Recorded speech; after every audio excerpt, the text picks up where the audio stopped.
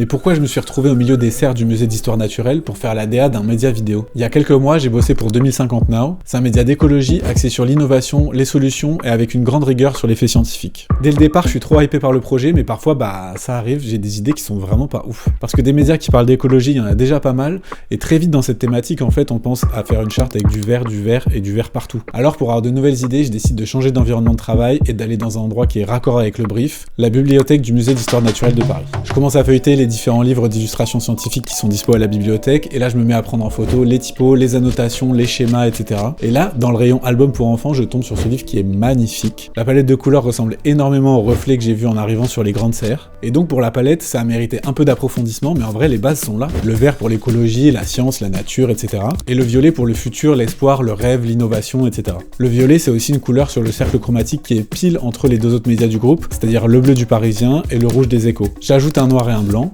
et je propose de mettre en couleur dominante le noir parce que sur un écran, ça consomme beaucoup moins d'énergie. Même si je sais, le noir c'est pas une couleur. Côté typo, j'opte pour une typo condensed qui permet de rentrer beaucoup plus de caractères sur une seule ligne, ce qui est plutôt pratique pour un média réseaux sociaux. Et je propose une typo secondaire serif pour tout ce qui va être citation, exergue, etc. pour rappeler le côté scientifique. Et voilà ce que ça donne une fois que tous les éléments sont produits.